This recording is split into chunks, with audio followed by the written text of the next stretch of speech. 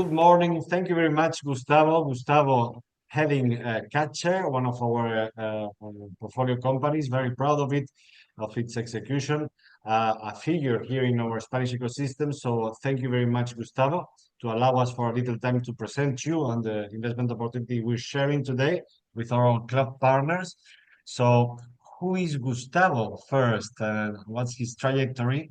And why did you decide to put together Catcher?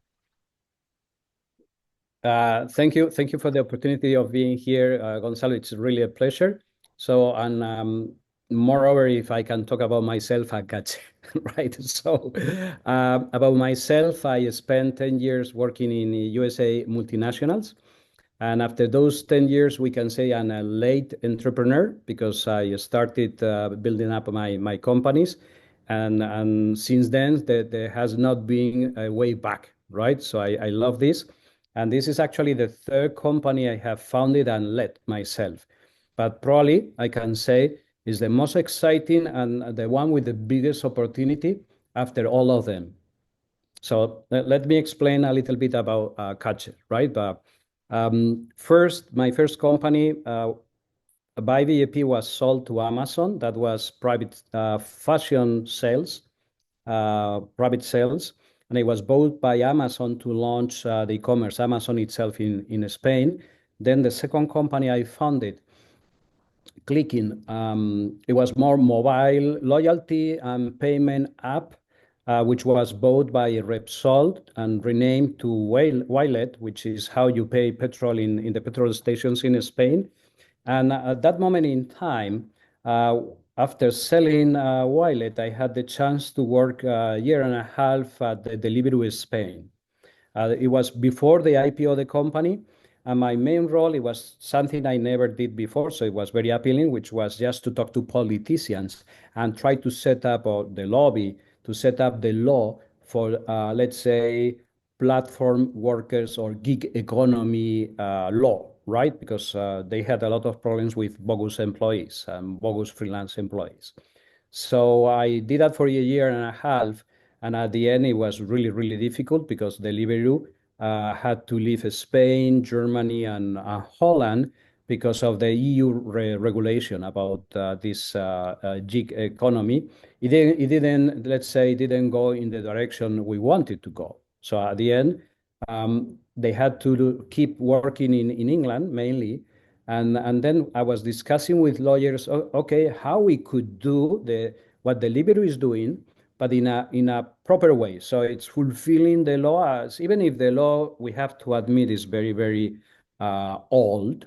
And it was built like 50, 60 years ago. And obviously there was not internet, but even with those rules of the game, how can we do it in a way this is compliant? And that's actually the seed of Catcher. So that was one of the motivations. The other motivation was to think that many large restaurant brands, sooner or later, they would need to do their own food delivery. It's like when we had this by VAP selling fashion. Today, every fashion company is selling online. But when we launched by VAP, we were the only ones selling fashion online. But now all the traditional companies, the fashion traditional companies, they have a website and they sell online. So I thought the same evolution would happen with food delivery. First, you have the aggregators, Just Eat, Uber Eats, Glovo, etc. And then sooner or later, all mainly the large restaurant brands and strong brands selling a lot in delivery, they would say, okay, I need to do my own delivery. So I need somebody to deliver the food because I have cooks, but I don't have couriers, right? And that was the motivation and the thesis to build Catcher as a last mile, B2B last mile marketplace. So all these restaurants, they could connect to us and then they can advertise their orders. Obviously, this is done automatically in question of seconds, right, at the speed of light. And then the different riders, they can see the orders and they pick up orders from different restaurants. So that was the thesis. We launched in 2022 and it started growing very fast because at the same time, the minimum wage in Europe was growing. If you take Spain, it went from 650 euros to double, 1,300. And obviously, delivery was no longer profitable for people like Burger King with 5, 6, 7,000 riders or Telepizza with more than 10,000.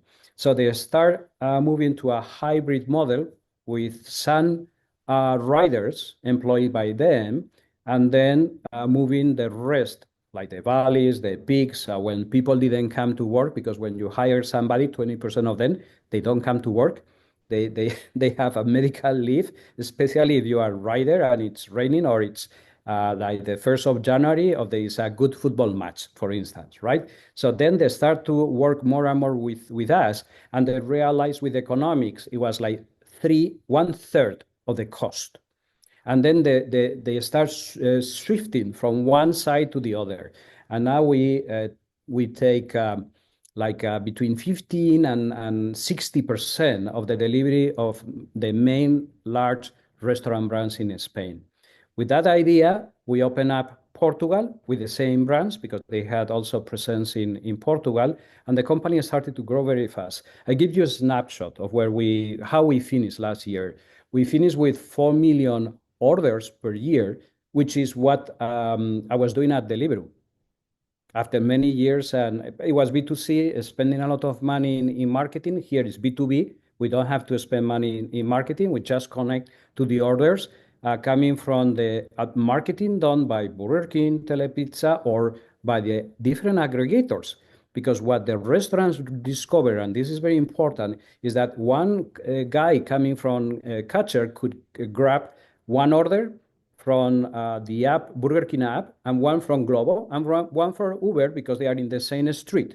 By doing that, the rider was getting paid much more than working with any of them, right? But at the same time, the restaurant, it was not paying 100% of each order, maybe 200% for 3 orders. And the savings were amazing because we are the only ones who can aggregate the aggregators. And then you get fantastic reduction in price and even better prices because you don't have a lot of orders waiting for the guy from Uber who couldn't come, but the guy from Globo could come, but didn't take the other order. In our case, the guys were taking all the orders. So even in terms of service, we boost service from 92%. So out of 100 people buying, 8 people never got the food. With us, it's almost 99. So the service improved a lot. Instead of 34, 38 minutes to deliver the food in case of rain, in the case of Deliveroo, which was very efficient operations, we are today at 27, 28 minutes, which is very fast. So it's not only an amazing price, but much better service. And that combination has been really a killer in the market. So we did that in Spain. We did that. We do it in Portugal. And the company grew profitable very fast. So Spain is making like more than 100,000 euros in EBITDA every month. Portugal is break even. And then with the money from Spain, we cover all the headquarter cost, right? And Germany, because we launched Germany. Why we launched Germany? And this is really related to the investment today with Faraday. Because we signed an agreement with McQueen. They have 2,000 restaurants. In Germany, 1,500. They have Burger King, L'Osteria, Dean and David, Stickers and Sushi. They have a lot of them. They bought Subway, 400 stores in France, and we signed this agreement. So basically, we are the supplier for delivery, and they start to move all the different channels. They have their own app. In Germany, they have Uber, Lieferando, Wolt. And when they put together these 4 channels with Catcher, actually they don't have the problem they had before. Well, they had 2 problems in Germany. One, they were delivering in 50 minutes.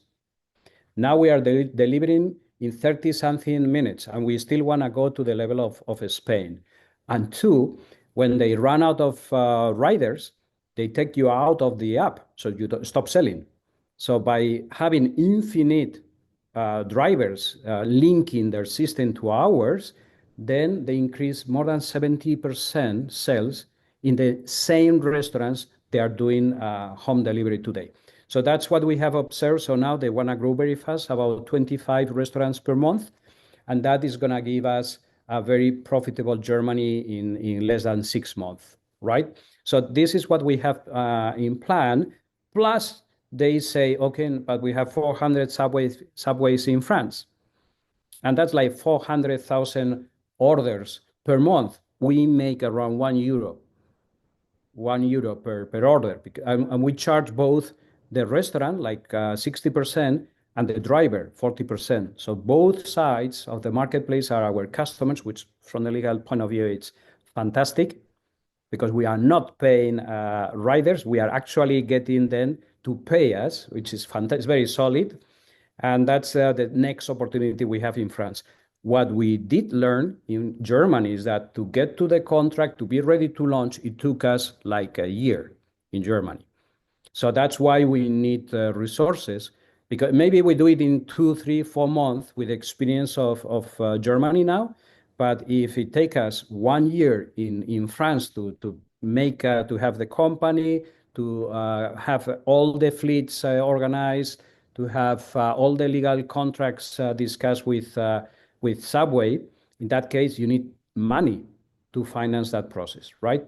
And that's why we're doing this round. But we don't expect to do a big round, right? So the idea is that we don't look for a lot of dilution. We are very, very happy to work again with Faraday because we work with you. Actually, you opened some opportunities in Germany with some very nice connections. We are in discussions now with like North Sea in Germany. So you are helping us a lot, and I would really love to count on the same investors with whom we work well. But obviously, this probably we expect is one of the last capital increases we do, because if the company does well, the last thing you want to do is to get diluted. Thank you very much. And thank you very much for, your execution, which is very inspiring for those that know little new partners or the one that didn't invest in the first round. For me, in my definition as a, not a leader of the company, is the definitive solution for these fake freelancers system that we have for food delivery. For the moment, we're probably going to enter, and we're already starting with other verticals, e-commerce, a big opportunity there, but in which the restaurants pay less, the riders earn more, and the service is much better, both in terms of percentage accomplished, fulfilled, and in terms of timing. So it's a win-win-win-win for every party here. Aside from that, there's this big opportunity in other verticals but let us speak very little about the future, the immediate future of. We know there's a big opportunity and deployment in Germany going on. We didn't knew about France, so we're very happy. I had a lot of subways in my yard, and what about these other verticals as well? What's the big opportunity Yeah, for you?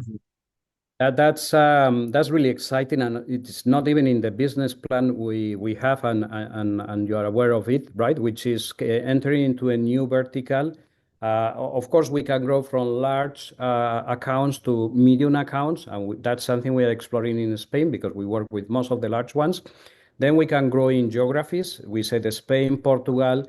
Now we already have operations in Germany. And the same owner of Burger King is asking us to go to France with 400 restaurants. So that looks like a quick win.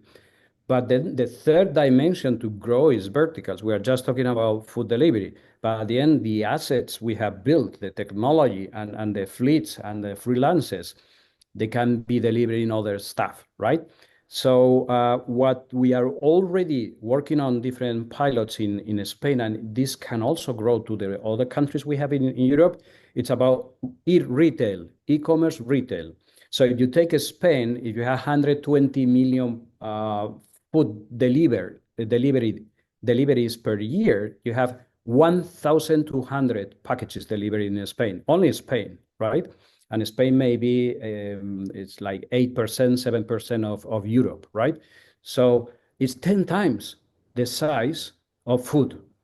And basically, we are doing now a first test with one of the delivery companies, and there are many. There are like 5 very big ones in Europe. Like you take Spain, you have Royal Mail, is GLS in Spain. You have Seur, you have Correos, which is the Post or La Poste in France.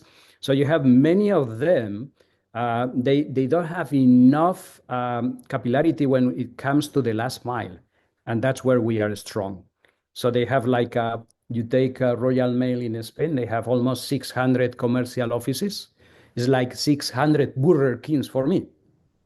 And at the end of the day, they can take not obviously the fridge. You want to buy a fridge, that's not what we can do with the assets we have today. But today we can do 60% of the packages in Spain, they are small packages. And I guess it's going to be similar through Europe, mainly from Chinese clothes webs like Shein, Temu, Mirabia, etc. So these are small packages. And in the same space you bring the food, in that backpack, which is like the square backpack, you can easily carry between 10 and 15 packages. So then we are studying the economics. We will do some adjustments to the technology, but the opportunity here, it's really out there to take. It's also scalable in Europe. You only have to do it once, and with the same assets we have once we have adapted the technology. We are very excited about this opportunity. It can be really a game change. Even another, I say this every year because 1 year ago it was okay. We go to Germany, to Portugal, we go out of Spain is a game changer, but now entering into this vertical is another game changer, and it's not the only or the last one because then you have supermarkets, markets, and pharmacies. But I think this is going to be probably the most interesting one because we don't have to make almost changes to what we have. Thank you very much. Indeed, the opportunity is very big. You're executing brilliantly and high growth while preserving the capital efficiency that most investors want to look after now. For us, since our birth, but in particular in this moment where it's not that easy to fundraise. So not only is less dilution for your current investors, but also is more solid as a company, not losing that amount of money that we've seen in all these B2C models. So aside from that, aside from the size of the opportunity, what would you say is the biggest attractive points for a new investor joining with us in this round? Well, as we don't plan to do many rounds and we try to be really endogamic, so doing ourselves the rounds and always talking to the people we have on board, the level of we don't shoot for very high crazy valuation. So the level of valuation it's affordable, especially if you compare to the business plan, which is really the business plan. This is something people laugh a little bit because the business plan it's only the contract we have signed. Normally when you have a business plan, it's in the future I will sign a lot of contracts, right? But we work the opposite way. So we build a plan on what we know we have on the hand. So when we have a surprise, it has to be a positive surprise. So it's affordable valuation. It's a lot of upside. So I think it's not many investors, they contact us. And honestly, we say thank you, but we are not like we just raise money. As you said, we prefer to keep the money in the bank, grow, and make money because we are profitable. So that means not a lot of future dilution because I don't want to get diluted myself, right? And everybody, the management team, they have a stock option. They don't want to get diluted either. So they prefer to have something growing, profitable, and keep our shares. So and probably this is going to be one of the last opportunities to invest. Well, thank you very much, Gustavo, for sharing it with us. We are really proud of sharing our little bit of help that we can provide you this adventure, a very thrilling project. So, and thank you as well for dedicating us this little time to explain with your own words the opportunity of investing in Catcher. We'll see you next week in our event in Madrid, and very pleased to be with you in this adventure. Thank you, Gustavo. See you next week, and thank you for the time.